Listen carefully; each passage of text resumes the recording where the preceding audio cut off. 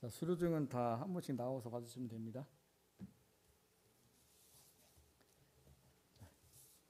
2021-2 영적성장 수료증 성명 김희연 집사 생일월일 1971 5월 22일. 이 사람은 꿈이 가득한 교회에서 실시하는 영적성장 훈련을 수료하였기에 이 수료증을 드려 축하합니다. 그러므로 내 사랑하는 형제들아, 견실함에 흔들리지 말고 항상 주의 일에 더욱 힘쓰는 자들이 되라. 이는 너희의 수고가 주 안에서 헛되지 않은 줄 알미라. 고린도서 15장 58절. 주 2021년 12월 12일 꿈이 가득한 교회 담임 목사 김세강 드림. 고생하셨습니다.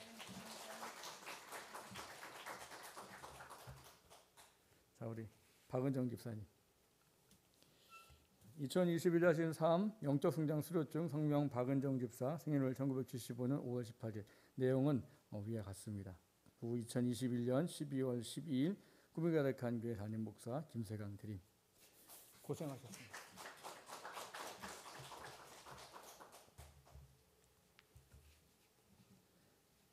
(2021-6) 영적성장 수료증 성명 박성재 형제 생년월일 1987년 2월 13일. 이 사람은 죄송합니다. 내용은 앞과 같습니다. 주 2021년 12월 12일 꿈이 가득한 교회 담임 목사 김세강 드림. 고생하셨습니다.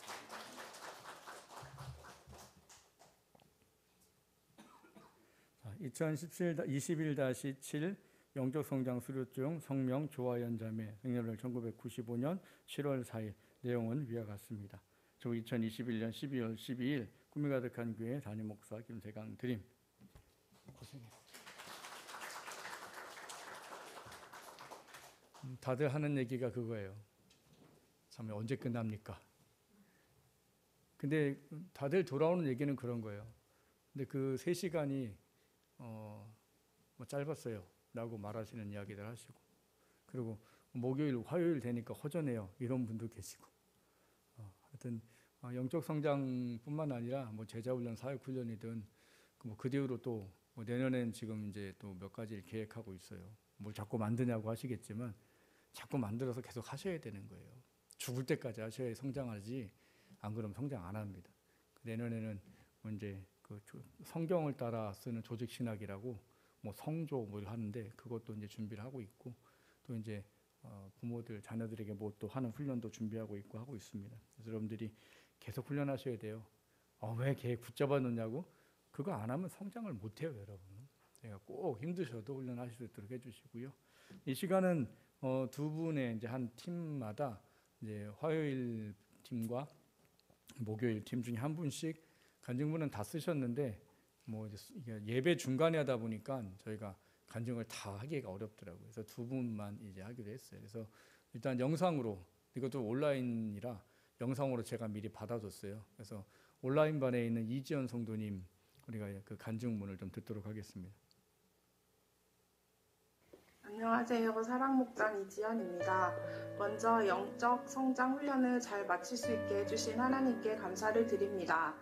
올해 초 온라인 영적 성장 훈련자 명단에 이름이 올라가 있어서 거절하지 못하는 성격에 시작하긴 했지만 1년이라는 긴 시간 동안 영적으로 윤택해졌고 성숙해질 수 있었기 때문에 참여하길 잘했다는 생각을 합니다. 저는 모태신앙은 아니지만 기억 속에서는 항상 교회에 다녔고 모태 신앙인처럼 자라왔습니다. 대학교 때는 선교단체에서 웬만한 훈련은 다 참석했고 직장 다니면서도 교회 훈련을 열심히 받았습니다. 많은 훈련을 받아도 그때뿐이지 시간이 지나면 잊혀지고 변하지 않는 인간적인 질성과 영적 전쟁에서의 실패로 훈련에 대한 회의적인 생각이 들었습니다. 오랜 신앙생활을 하면서 하나님 말씀이니 들으면 늘 좋다고는 생각하지만 새신자들처럼 처음 듣는 것 같은 새롭다는 느낌은 흔치 않기 때문에 영적 성장 훈련을 받기로 했을 때 새로운 것에 대해 배운다는 것의 기대보다는 배운 것대로 잘 살 수 있을까에 대한 걱정과 많은 것이라 할지라도 살면서 제대로 지키면서 사는 것이 아니니 다시 한번 마음에 새기고 기억하는 시간을 가져야겠다는 마음으로 시작하였습니다.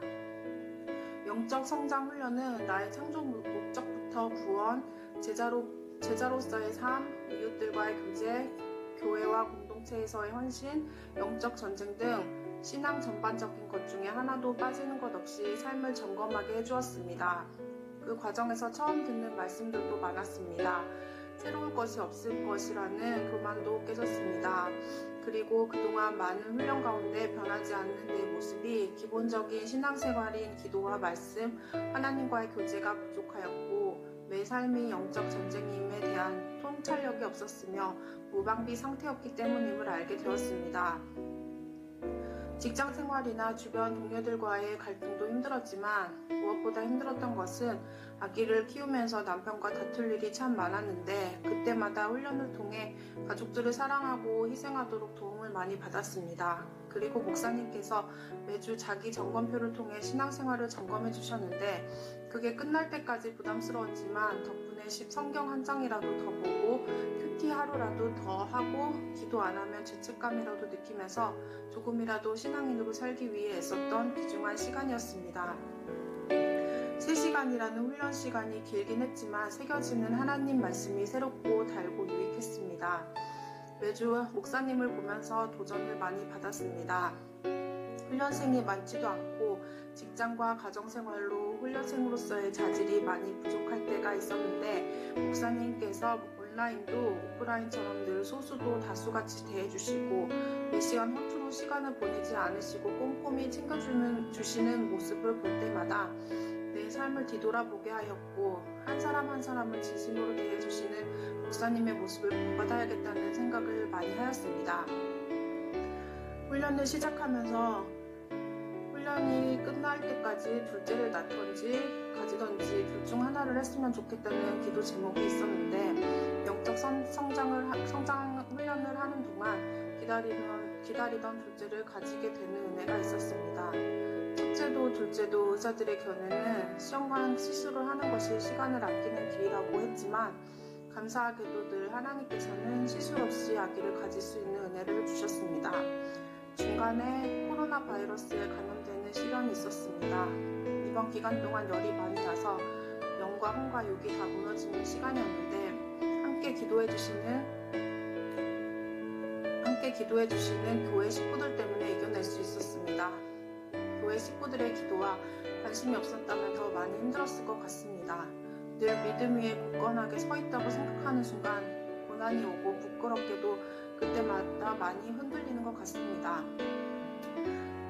그때마다 앞서 길을 가신 목사님을 비롯한 교회 식구들의 모습을 보면서 힘을 내고 있습니다. 그래서 공동체 안에 있다는 것이 얼마나 중요한지를 알게 되었습니다.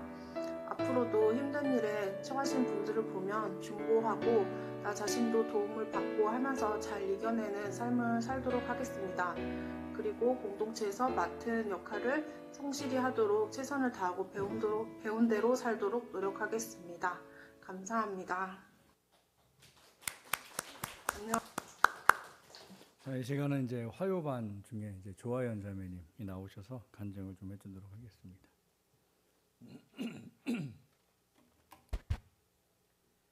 영적 성장 훈련 모집 광고가 나고 아무런 준비 없이 신청했던 저에게 약 1년이라는 영적 성장 훈련 기간은 너무나 풍성하고 놀라운 이야기들로 하나님께서 채워주시는 시간이었습니다. 과제로 주어지는 1권에서 4권의 여러 책들을 통해 하나님의 섭리와 하나님의 사람으로 살아갈 때 교회와 세상을 섬기는 방법들을 알아가는 귀한 시간이었습니다. 그중 은혜를 공부하며 돌아온 탕자 이야기를 통해 하나님이 나를 지금까지 은혜 가운데 살게 하셨으며 그 은혜가 내가 담을 수 없을 만큼 크고 놀랍다는 것을 깨닫게 하셨습니다. 매주 주어지는 과제들과 자기 점검표는 부담스럽기도 했지만 훈련 내내 저를 다독여주기도 버팀목이 되어주기도 하는 시간이었습니다. 너무나도 당연하게 여겨왔던 하나님의 구원하심과 나의 모든 것들이 내 안의 이야기가 아닌 내 안에 성령님이 하시는 말씀이라는 것을 느낄 수 있었습니다.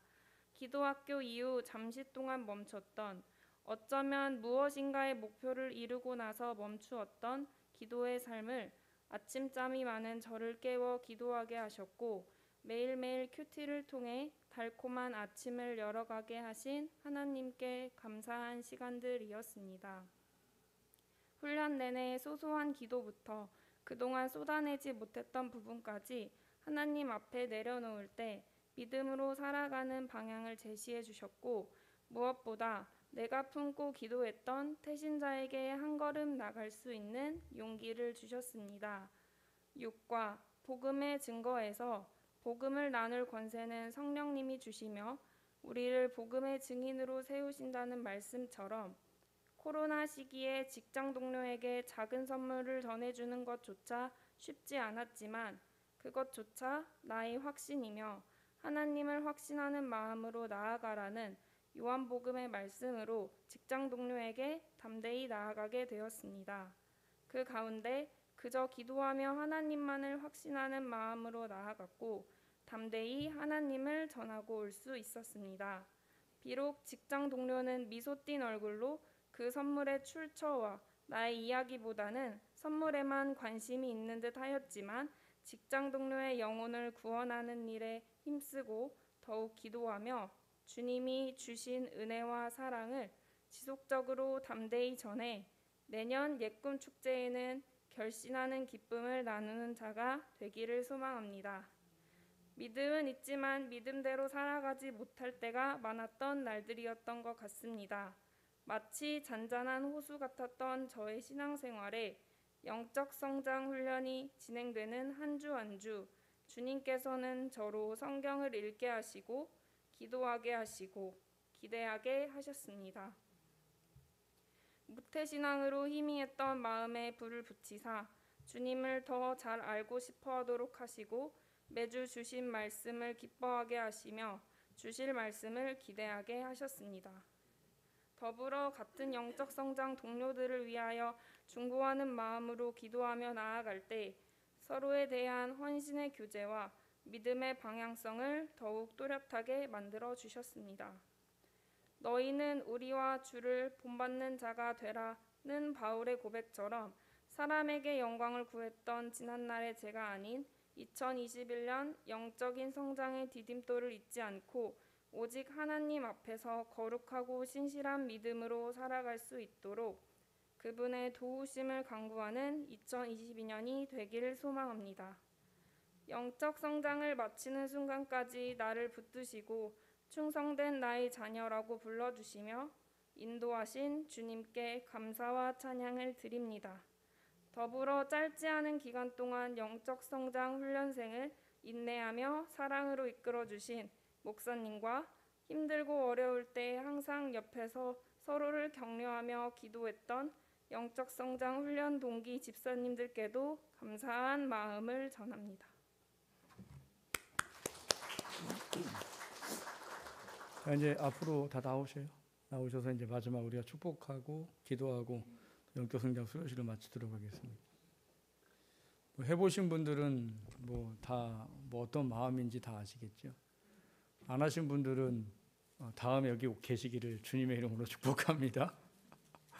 이제 두 손 뻗치시고 우리 늘 하는 찬양 야곱의 축복 찬양 같이 하겠습니다.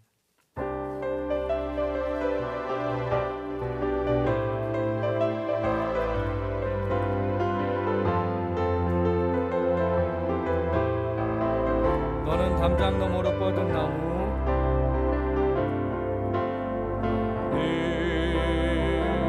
담장 너머로 뻗은 나무 가지에 푸른 열매처럼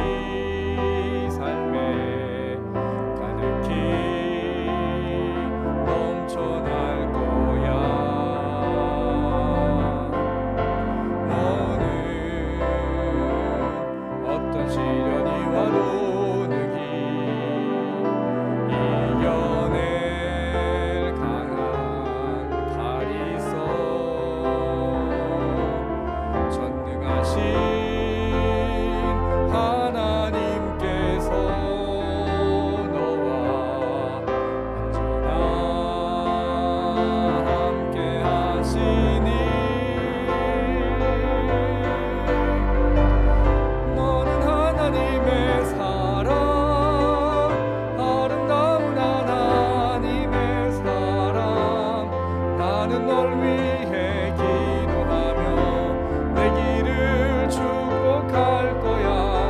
너는 하나님의 선물, 사랑스러운 하나님의 열매, 주의 품에 꽃 피운 나무가 되어줘. 기도하겠습니다. 하나님, 1년이라는 시간이 참 짧지 않은 시간입니다.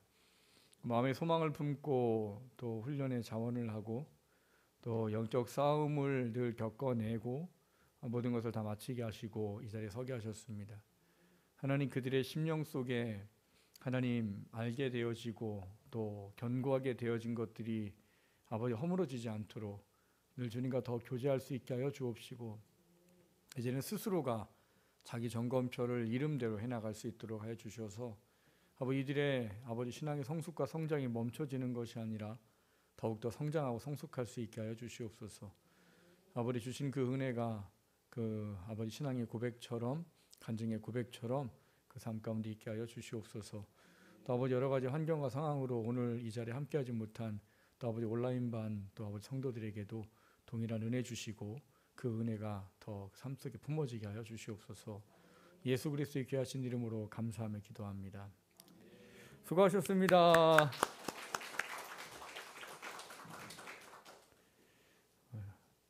농담이 아니고 다음에는 다른 분들이 이곳에서 또 술을 하실 수 있도록, 어려운 시간인 거는 맞아요. 3시간씩 준비하는 거, 또 이제 다들 그 얘기 하거든요. 왜냐하면 이 자기 점검표, 이게 제일 힘들어요. 근데 여러분, 그게 이상한 말이라는 걸 아셔야 돼요. 매일 기도해야 되고 매일 성경 보고 매일 큐티해야 되는 건 우리 삶이에요. 근데 그거를 안 하고 있기 때문에 힘든 거죠. 근데 그 안 해야 되는 거를 해야 되는 거거든요. 그러니까 여러분들이 이거 어렵다 생각하시지 마시고, 여러분들이 그 시간들이 회복하는 시간이고 다시금 이 뼈대를 튼튼히 세우는 시간이라고 좀 소망을 하시고, 여러 훈련의 자리 함께 하실 수 있도록 그렇게 하시길 바랍니다. 또 1년 동안 고생하신 분들 또 다시 한번 축복의 말씀을 드립니다. 자, 오늘 함께 우리가 읽고 나눈 하나님의 말씀은 신약성경 요한복음 1장에 있는 말씀입니다. 신약성경 요한복음 1장 1절에서 14절까지를 교독하도록 하겠습니다. 요한복음 1장 1절에서 14절까지를 교독하도록 하겠습니다. 제가 먼저 1절 읽습니다. 태초에 말씀이 계시니라. 이 말씀이 하나님과 함께 계셨으니 이 말씀은 곧 하나님이시니라. 만물이 그로 말미암아 지은 바 되었으니 지은 것이 하나도 그가 없이는 된 것이 없느니라. 빛이 어둠에 비치되 어둠이 깨닫지 못하더라.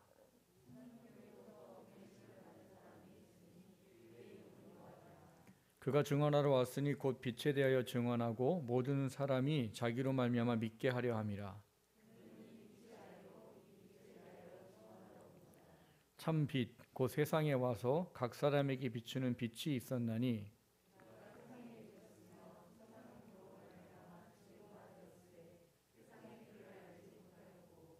자기 땅에 오매 자기 백성이 영접하지 아니하였으나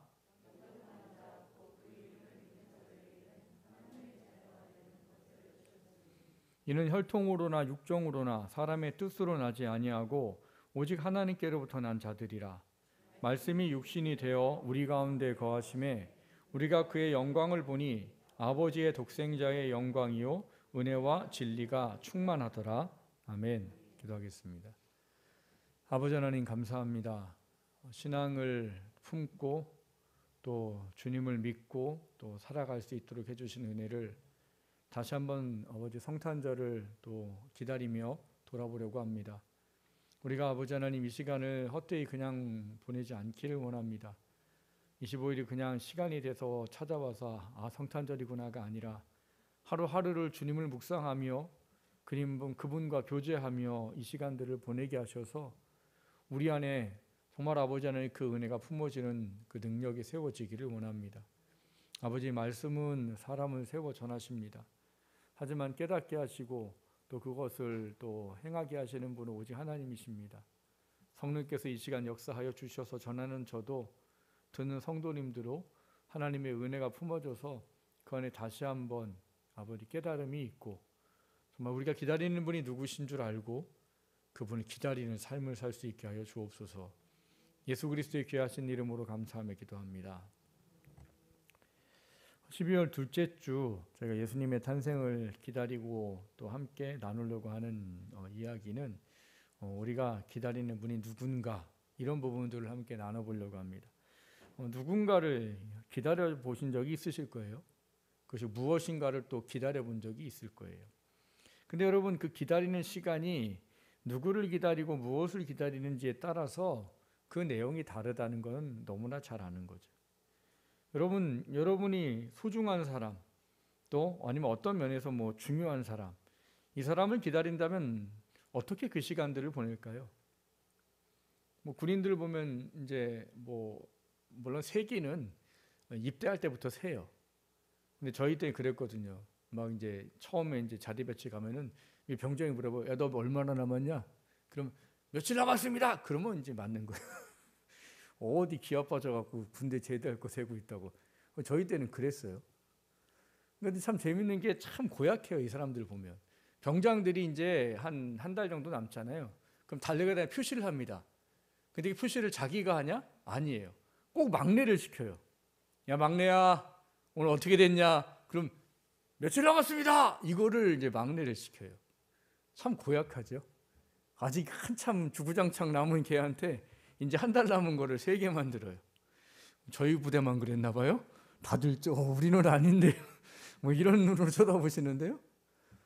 근데 여러분 그 시간이 어떨까요? 정말 막 기대하고 기다리는 시간이고 만약에 누구를 만난다고 하면은 그 사람을 만나기 위해서 그 시간을 보내는 시간들이 참 뭐 소망하고 기다리는 마음이 클 거예요. 근데 누구를 만나요. 근데 별로 만나고 싶지 않은 사람이. 그리고 누구를 만나는지도 모르는 사람도 있다고 치고요. 아니 뭔가 기다리는데 뭐 내가 별로 뭐 나한테 중요하지도 원하지도 않는 걸 기다려요. 그럼 그 시간을 어떻게 보낼까요? 그냥 아무 생각 없이 지날 거예요. 그리고 그날 됐을 때 그날이네? 아마 이러고 말겠죠. 여러분 성탄절을 저희가 우리는 이제 그 단어를 교단에서 쓰지 말자고 했기 때문에 쓰질 않지만 보통 이제 대림절, 대강절 이렇게 말해요. 지금 기간을. 대림절, 대강절은 예수님께서 초림해 오신 날을 기대하고 기다린다 이런 말이거든요. 그래서 그 시간들을 우리가 하루하루를 주님을 묵상하고 한 주 한 주를 내가 그 성탄절의 주님이 누군지를 다시 한번 좀 돌아보는 시간들을 갖는 시간들이에요. 그렇기 때문에 이 시간에 여러분들이 내가 정말 주님을 다시 뭐 지금 초림해서 오시는 건 아니지요. 오신 분을 우리가 기억하고 기념하고 지키는 시간이지만 그 시간들을 정말 내가 그분을 어떤 분이 오는구나 라는 거를 내 마음속에 품고 좀 기다리는 시간이 되시기를 원하는 거예요. 아마 그 품고 기다리면 정말 12월 25일이 여러분에게 감격이 될 겁니다. 12월 25일이 여러분에게 그냥 뭐 애들하고 촛불 켜놓고 성탄절이 뭐 자기네 생일이에요? 그 선물은 왜 애들이 받아? 늘 안타까운 이야기지만 예수님 생신은 예수님이신데 가족하고 하고 행복하고 기쁜 시간 보내는 거 좋죠. 근데 거기서만 머물지 말라는 거죠. 우리가 그날 주님이 오셨다는 그 감격이 우리 안에 좀 매년 새로 오면 얼마나 좋겠어요. 그게 나로 하여금 한 해를 또 살아갈 힘을 주면 얼마나 좋겠나요. 그러려면 기다리셔야 돼요. 그러려면은 고대를 하셔야 되고요. 그리고 내가 기다리고 고대하는 그분이 누구인지를 명확히 알아야 되는 거죠. 오늘 우리는 그분이 누구신가에 대한 이야기를 오늘 뭐 주보에 나와 있는 제목처럼 세상을 비추는 빛이다라는 이야기를 좀 살펴보려고 그래요. 예수님이 이 땅에 오셨는데 그분이 왜 오셨느냐? 세상에 빛으로 오셨다는 거죠. 예수님이 세상 빛으로 오셨다는 건 무엇을 의미하는 걸까요? 이 부분이 오늘 우리가 고민해야 될 이야기예요. 이것을 이해하려면 우리는 성경의 하나의 중요한 단어를 잘 이해해야 됩니다. 그게 뭐냐면 영적인 맹인, 뭐 옛날 개혁 성경에는 영적인 소경 이렇게 돼 있어요. 맹인이나 소경이나 뭐 한 존재를 다르게 표현할 뿐인 거죠. 어떤 분들이세요? 눈이 이제 보이지 않는 분들이신 거죠. 근데 그 존재를 영적이라는 단어를 함께 붙여놓은 거죠. 영적인 맹인, 영적인 소경, 이 존재가 있기 때문에 성경은 예수님을 빛이라는 이야기로 우리에게 그분을 소개하고 있는 것입니다. 이것에 대한 부분들은 결국 영적인 맹인이 왜 있고 영적인 소경이 왜 있냐, 이 부분을 알아야 되는데, 영적인 맹인이나 소경의 시작은 뭐냐 하면 아담과 하와의 타락이에요. 아담과 하와가 타락하기 이전에, 그리고 그들이 이제 죽고 그 후세들이 이제 계속 태어나면서 하나님을 점점점 잃어버리고 또 잊혀지고 하는 시간들이 오면서 사람들 안에 생겨진 어떤 현상들, 이런 부분들일 겁니다. 여러분, 타락하기 이전에 아담과 하와는 어떤 사람이었어요? 하나님을 보고 알고 느끼는 사람들이었죠. 뭐 성경에 보면 타락할 때 동상 중앙을 거니시는 하나님에 대한 얘기가 나오잖아요. 그전에는 어땠어요? 막 하나님 하고 막 뛰어나갔을지도 모르죠. 그러니까 하나님이 아마 실체로 오셨을 것 같아요. 인간의 실체, 육체로. 그럼 아마 하나님하고 손을 잡고 걸었을지도 모르겠죠. 그러면서 느끼는 거죠. 아는 거죠. 이분이 나를 창조하시는 하나님이다. 근데 타락하고 난 이후에는 이제 처음에 뭔 현상이 나타납니까? 하나님을 두려워서 피하여 숨어버리죠. 그리고 그 뒤로 이제 후손들이 태어나면서 어떤 일들이 벌어져요? 하나님을 점점점 잃어버리죠. 그래서 창세기 6장에 가면 어떤 현상이 나타납니까? 노아 한 사람 외에는 여호와를 경외하는 사람이 없다라고 표현이 될 정도로. 그래서 죄악에 관영하다 말씀하시면서 뭐 하십니까? 하나님을 알지 못하는 이 영적인 어두움에 눈이 멀어버린 사람들을 심판하셨죠. 그러고 나서 노아의 후손들이 또 이제 계속 또 이제 번성하기 시작했죠. 근데 재밌는 거라고 그랬잖아요. 그렇기 때문에 심판했고, 그렇게 노아의 믿음 한 사람의 후손들이 있으면 하나님이 더 잘 기억되어야 되고 하나님이 더 잘 믿어져야 되는데, 창세기 12장에 오면 아브라함 때 보면 아예 하나님을 아는 사람이 하나도 없게 돼버립니다. 그게 뭐냐? 영적인 맹인이에요. 여러분, 사람들이 하나님을 모른다고 하나님 안 계시나요? 계시죠. 사람들이 하나님께서 모든 것을 주관하고 계심에도 불구하고 못 느낀다고 하나님이 안 계신가요? 하나님은 계시지요. 그러나 사람들은 그 하나님을 이제는 스스로 알 수 없게 돼버렸어요. 그거를 영적 맹인, 영적 소경이라고 말하는 거예요.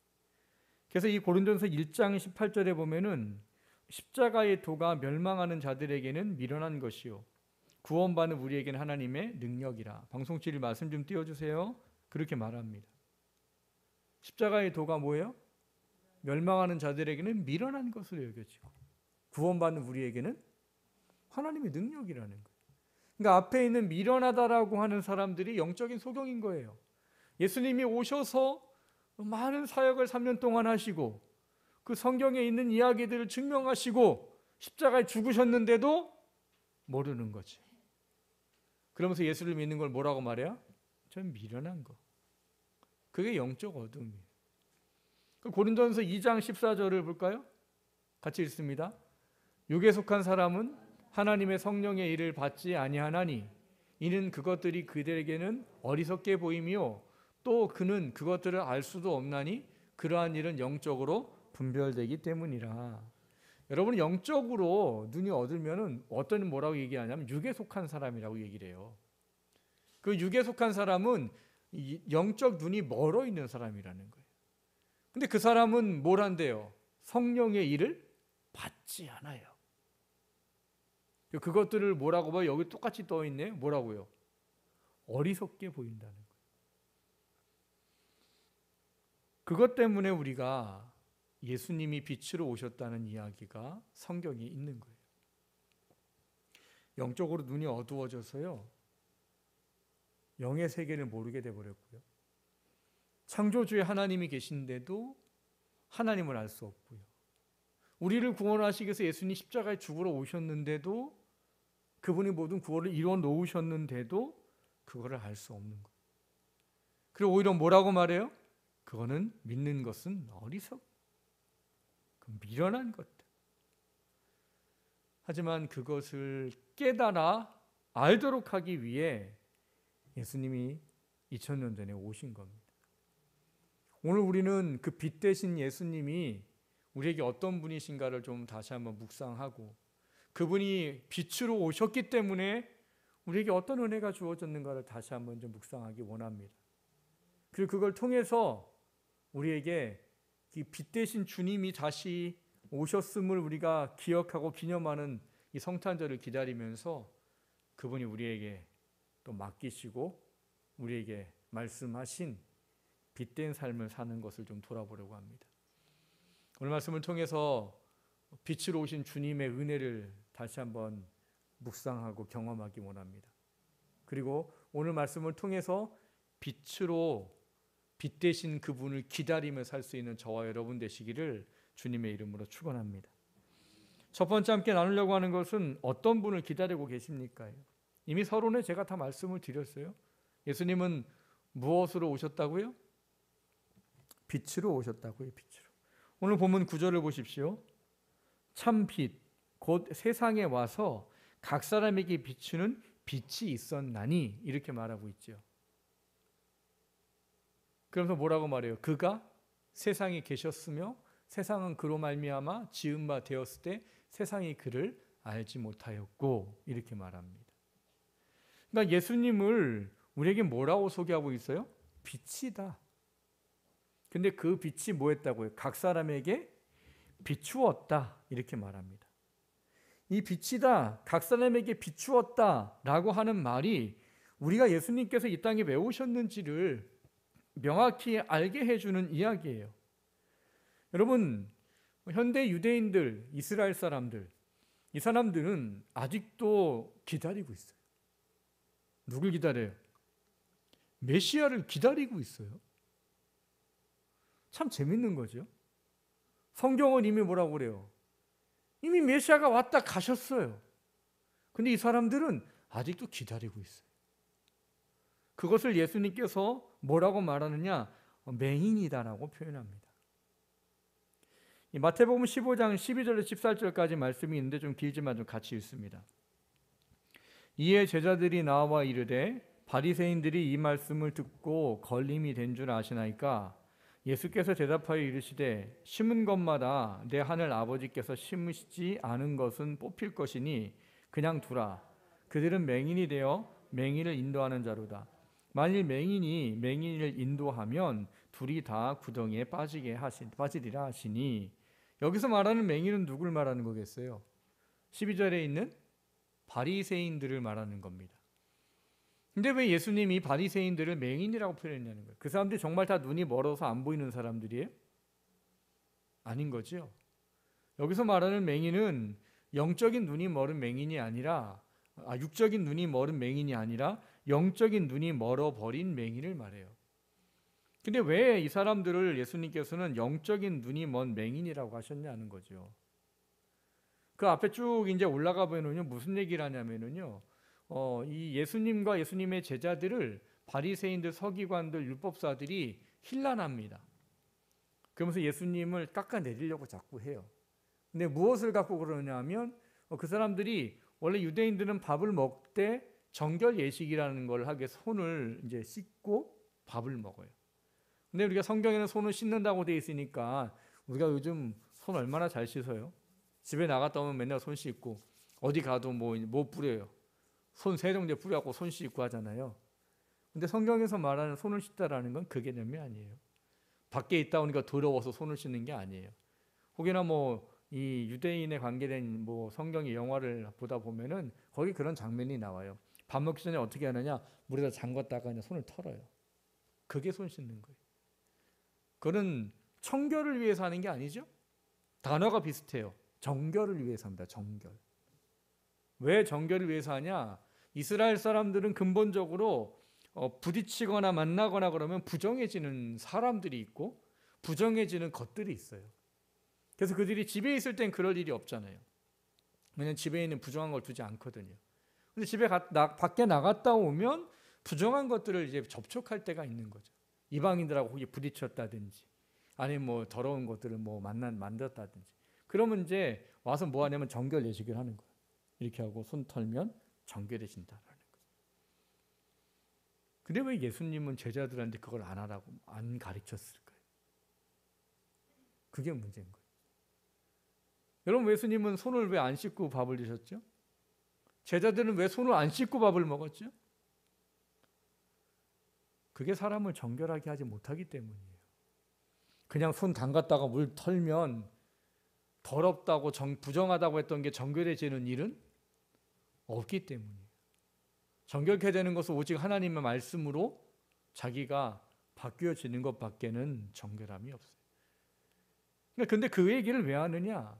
그때 당시에 이 유대인들 그 가운데에 특별히 종교 지도자들이라고 말하는 사람들이 있었어요. 바리새인, 서기관, 제사장, 율법사.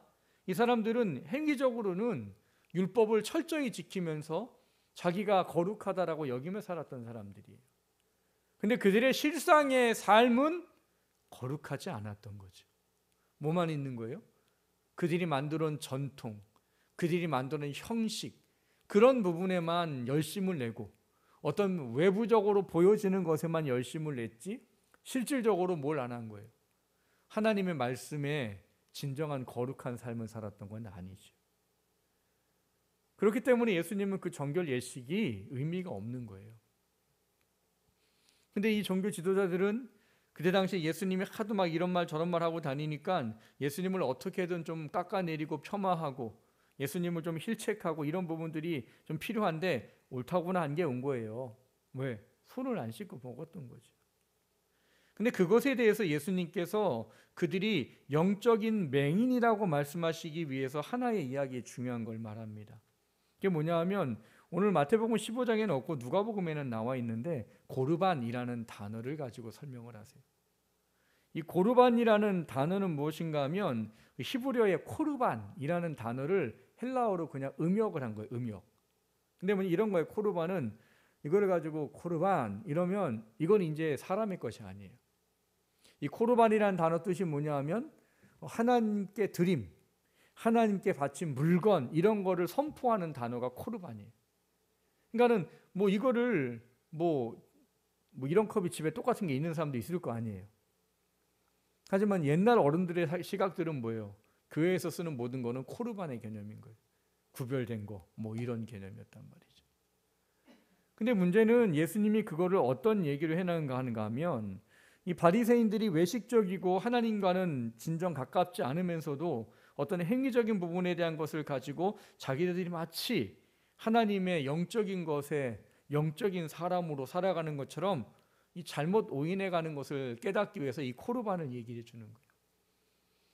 근데 그 시대에 그런 일이 있었던 거지요. 부모님이 자녀들에게 이게 뭐 먹는 거라고 치자고요.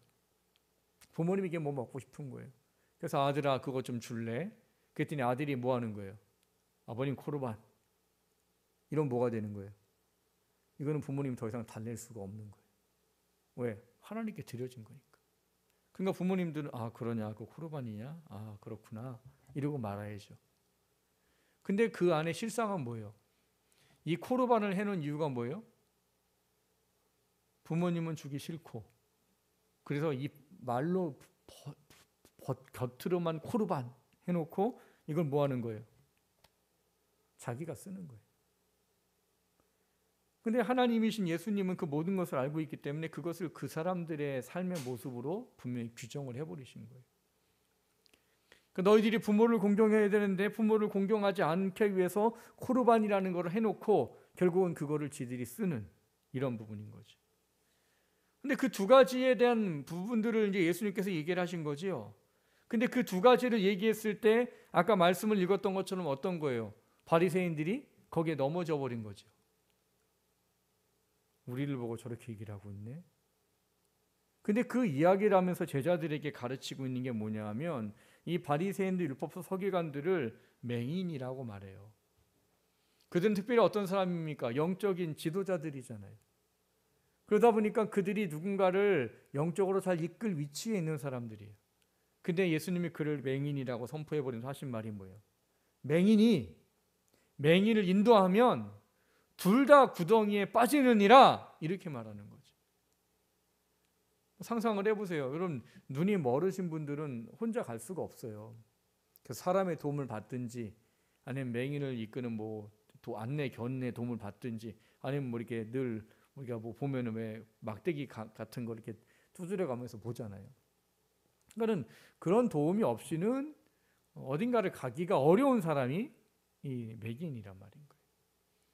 근데 맹인이 있는데 어떤 한 사람이 이리 와, 내가 인도해 줄게. 그럼 막 가고 있는데 그 사람도 뭐예요? 그 사람도 맹인인 거예요. 그럼 어떻게 되는 거예요? 앞에 구덩이가 있는데 이 사람이 자, 내가 데리고 가줄게. 그리고 가자. 자, 하는 거 조심해. 조심해. 하다가 어떻게 돼요? 둘 다 구덩이에 빠지는 거예요. 왜? 인도하는 사람도 맹인이니까. 근데 그 말씀을 왜 하셨냐는 거예요. 그건 그 시대에 빛이신 예수님이 오셨는데 빛이 오신 그분을 깨닫지 못하고 이 잘못되어진 종교 의식에 빠져서 예수님을 거부하는 사람들에 대한 그들의 영적인 상태를 맹인이라고 말하고 있는 거예요. 겉으로는 종교적이에요. 겉으로는 말씀에 순종하는 것 같아요. 하지만 실상 그들 안에 있는 삶의 모습은 하나님과 상관이 없는, 이 땅에 빛으로 오신 예수님과 상관이 없는 그런 삶을 살고 있었던 영적 맹인이었다는 거예요. 그래서 오늘 본문에 보면은 9절부터 11절에 이렇게 말합니다. 참 빛, 곧 세상에 와서 각 사람에게 비치는 빛이 있었나니 그가 세상에 계셨으며 세상은 그로 말미암아 지은 바 되었으되 세상이 그를 알지 못하였고 자기 땅에 오매 자기 백성이 영접하지 아니하였으나, 이렇게 말하는 거죠. 그게 왜 그런가 하는 거예요. 그들이 영적 맹인이기 때문인 거예요. 그리고 지금도 이스라엘 사람들은 이 영적 맹인의 상태에서 벗어나지 못하고 있죠. 왜? 아직 누가 안 왔다고 생각해요? 메시아, 구원자가 안 왔다고 생각해요. 지금도 그분을 기다리면서 엄청나게 많은 율법을 우리가 상상할 수 없을 정도로 철저하게 지켜나갑니다. 하지만 안타까운 게 뭐예요? 그들이 영적 맹인이라는 거죠. 그런 면에서 우리에게 오늘 중요한 것이 있는 것이죠. 우리도 영적 맹인의 상태에 살던 사람들이에요. 근데 그런 영적 맹인으로 살던 우리에게 9절에 기록된 것처럼 세상에 오셔서 각 사람에게 비치는 빛이 있었고 그 빛이 우리의 눈을 뜨게 만들어준 그런 존재가 우리 있다는 거예요. 여러분, 지금 시대에도 앞서 우리가 고린도서의 말씀을 살펴봤듯이 많은 사람들이 그렇게 살아요. 예수님에 대한 이야기를 가르쳐주고 예수님에 대한 이야기를 해주고 천국과 지옥의 이야기를 해주고 해도 그 사람들은 그런 거에 감이 없어요. 너나 믿으세요. 그런 게 어디 있니? 너 봤니? 이러면서 우리가 말하는 거에 전혀 반응하지 않아요. 근데 우리는 이 빛이 비춤으로 우리의 영적인 맹인되었던 눈이 떠서 영적인 것을 보게 된 이 상황에 있는 우리들은 이게 얼마나 은혜인 줄 아는 거죠. 이 은혜가 우리한테 주어지지 않았다면 우리도 이 영적 맹인으로 그대로 살아가야 될 모든 사람들이기 때문이에요. 영적 맹인으로 살면 우리가 지금 어떤 삶을 살고 있을까요? 열심히 우리의 육신을 위해 살고 있을 거예요. 이 말을 잘못 이해하시면 안 됩니다. 예수 믿으면 육신의 삶을 열심히 하지 말란 얘기냐? 그 얘기가 아니에요. 나만을 위해서, 내 육신을 위해서, 그것만을 위해서 열심히 사는 것이죠. 근데 문제는 뭐가 있습니까? 영적 맹인이 깨닫지 못하는 가장 중요한 게 뭐예요? 이 세상이 끝이 아니라는 것이죠. 죽음 이후에는 두 세상이 있고 어떤 사람이 이 세상으로 가고 어떤 사람이 저 세상으로 가는지에 대한 이 부분에 대한 것들을 사람의 이성과 사람의 생각으로는 도저히 알 수 없다는 거예요. 근데 그 도저히 알 수 없는 걸 2000년 전에 예수님이 빛으로 오셔서 우리 안에 그 빛을 비추실 수 있도록 해주시고 그 빛이 비춰졌기 때문에 사람들에게 영원의 구원의 역사가 일어났다는 거예요. 그래서 오늘 중요한 본문에서 말하는 게 뭡니까? 그분이 빛으로 오셨는데 4절에 그렇게 말해요. 그 안에 생명이 있으니 이 생명은 사람들의 빛이라, 이렇게 말하는 거예요. 빛 대신 주님이 우리한테 와서 그 빛을 비추셨기 때문에 2000년 전에 그 빛이 비춰지지 않았다면 한 사람도 구원을 받을 수 없는 거란 말이에요. 근데 그분이 빛으로 오신 거지요. 2000년 전에 빛으로 오셨고 그 빛의 역사를 이루셨고 그 빛이 2000년이 지금 지난 우리에게 비춰졌고 그 비춰짐 때문에 우리의 영적인 소경의 눈이 밝히 볼 수 있는 사람으로 변화됐다는 거예요. 그것에 대해서 오늘 본문에서 뭘 합니까? 오늘 본문에 12절에 보면 그렇게 말합니다. 영접하는 자, 곧 그 이름을 믿는 자에게는 하나님의 자녀가 되는 권세를 주셨으니, 이게 빛으로 오신 예수님께서 이루어진 빛의 은혜예요. 우리가 무엇을 할 수 있는 게 아니라 그분이 우리를 위해서 십자가에 죽어주시고 그 죽어주심이 우리를 구원하는 영적 소경의 눈을 뜨게 하는 그 역사를 믿는 자들에게 베풀어 주셨다는 거예요.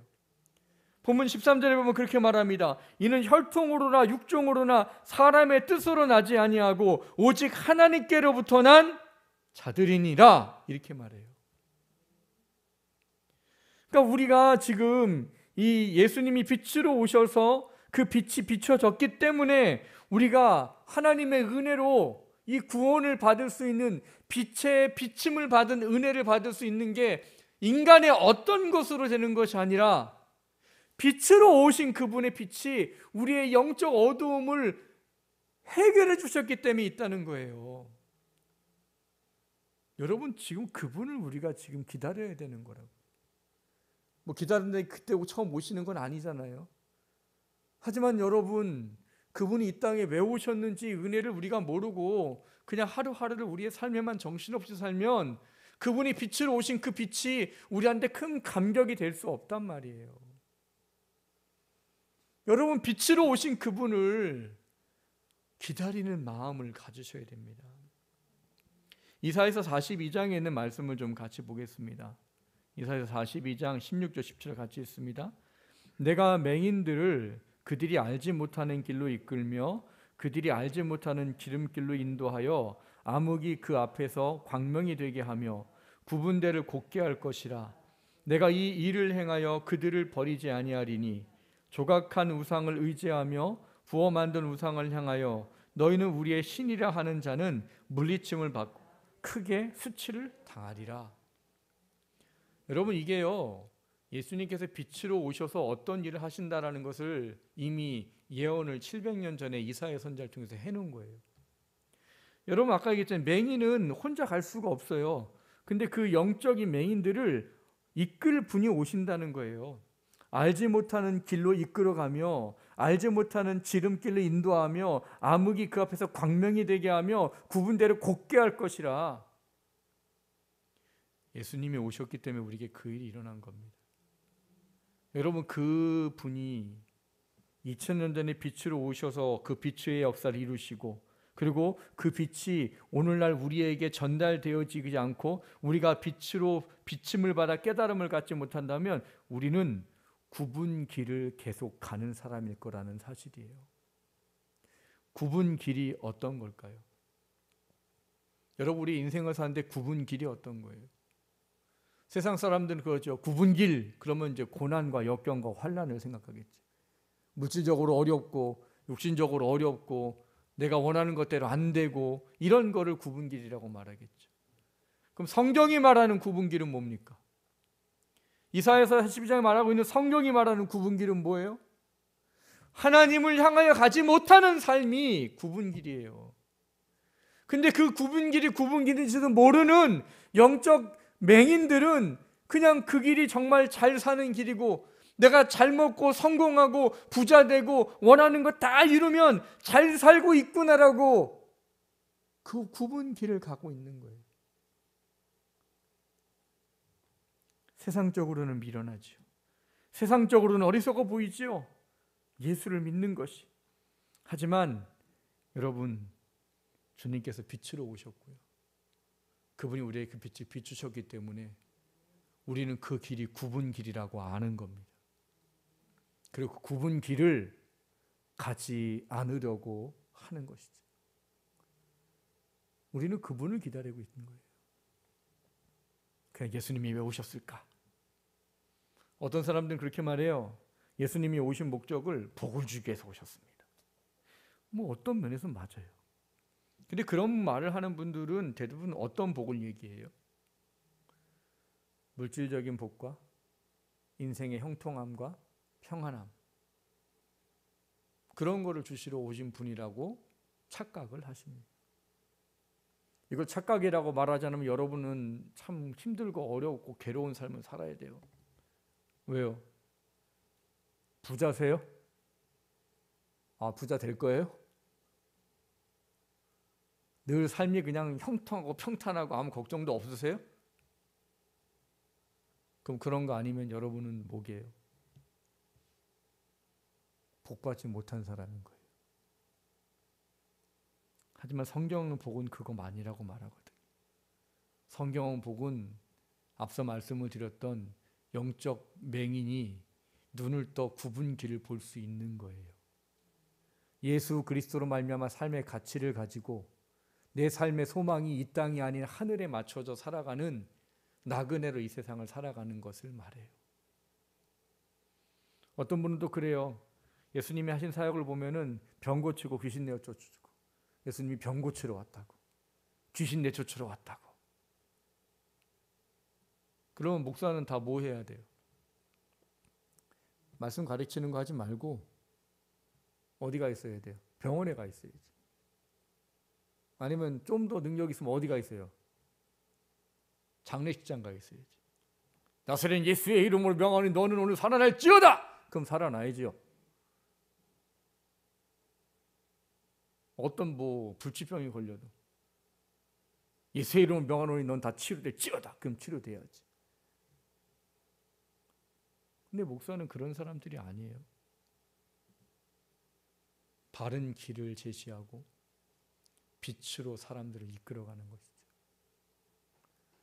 예수님이 그 사역을 한 건 구약에 있는 예언에 그 분이라는 것을 증명하기 위해서 병을 고치고 귀신을 내어쫓으신 거예요. 그게 그분이 오신 본질과 목적의 사역이 아니에요. 지금도 우리는 예수 이름으로 병 고쳐야 되고 예수 이름으로 귀신도 내어쫓고 해야 되는 건 맞아요. 하지만 그것이 그분이 오신 본질이 아니에요. 그분이 오신 본질은 빛으로 오신 거예요. 빛으로. 우리의 죄를 사하시고 굽은 길을 보게 하시고 영적으로 눈이 멀은 우리들을 영적인 눈을 떠서 영의 세계를 보고 헛된 가치의 삶을 두지 아니하고 하나님의 나라의 가치를 두고 살아가는 존재가 되도록 하기 위해 오셨다는 사실이에요. 그거를 깨닫고 그런 분을 기다리고 소망하는 저와 여러분 되시기를 주님의 이름으로 축원합니다. 두 번째로 나누고자 하는 것은 그럼 빛을 기다리는 삶은 뭡니까 하는 거예요. 성경이 우리에게 그런 말하지요. 너희는 이제 어둠이 아니요 빛이니 이렇게 말합니다. 여러분 예수님 빛으로 오셨어요. 그분이 우리에게 비춰졌어요.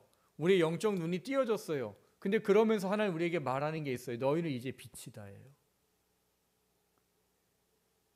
참 재미있는 얘기죠. 예수님이 빛인데 우리는 왜 또 빛이야?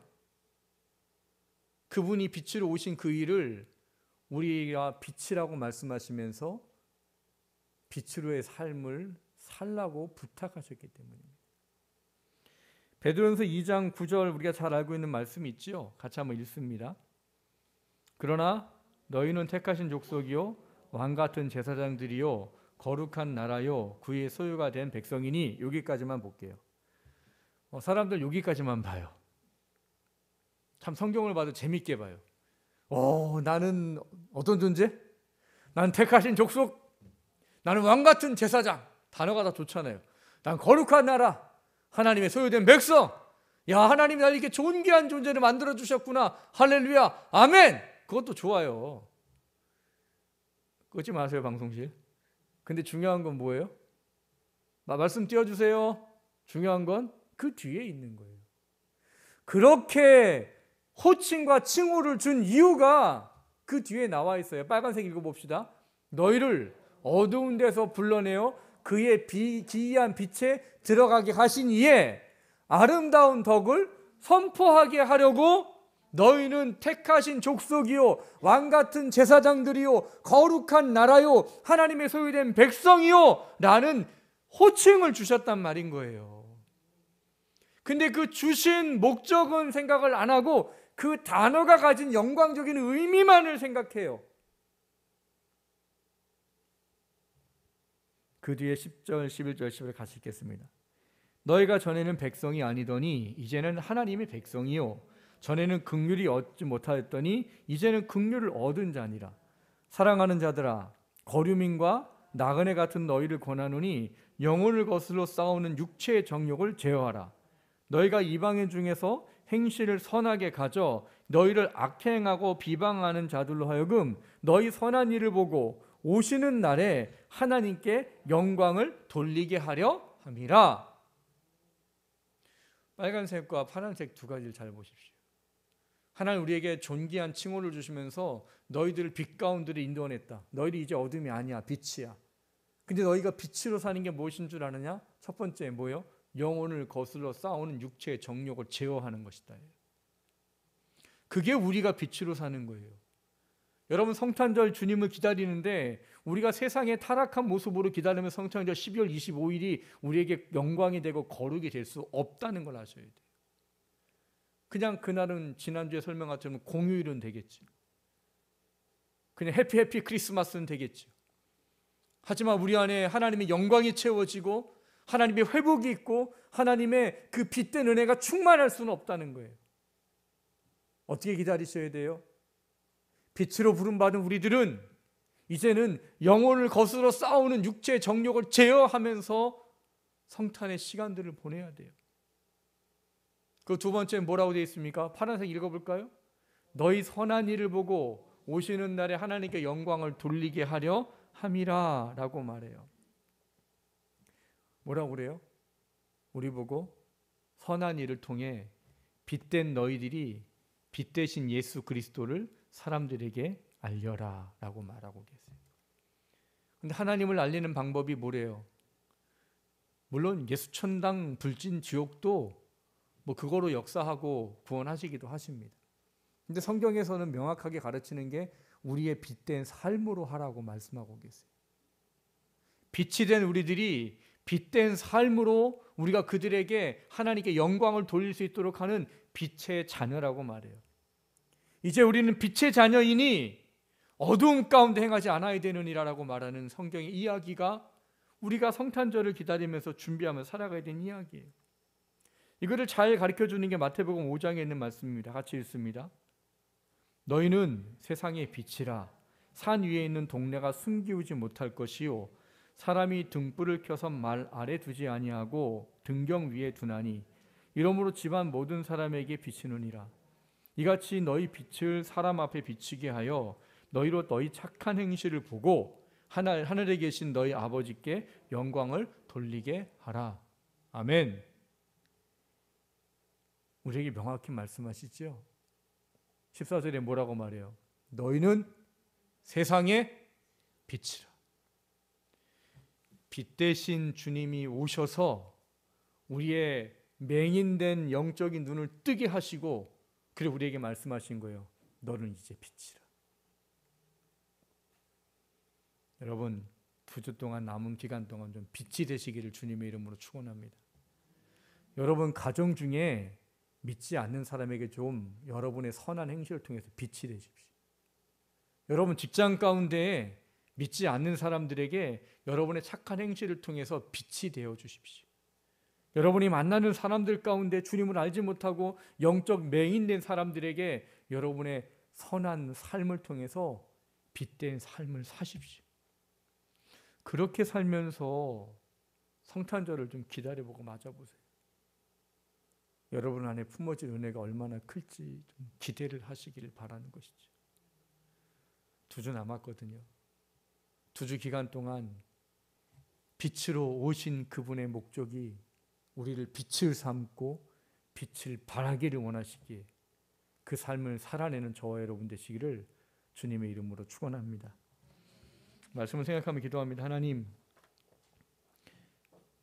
주님이 빛으로 오지 않으셨다면 나는 지금도 영적 맹인이 되어서 내 육신의 삶이 전부고 이 땅에 잘 먹고 잘 사고 성공하고 승진하고 평안하고 내가 원하는 거 다 이루면 그게 정말 잘 사는 인생이라고 속으며 살아가는 그런 존재였을 것입니다. 근데 예수님이 빛으로 오셨어요. 그러면서 영적 맹인된 우리의 눈을 뜨게 해주셨어요. 그리고 이제 너희가 굽은 길로 가지 마라. 이제 너희는 빛으로 살아라. 빛으로 오신 주님을 기다리는 이 기간이 우리가 빛으로 살아가는 삶의 시간들이 되게 해달라고 같이 합심해서 기도하겠습니다.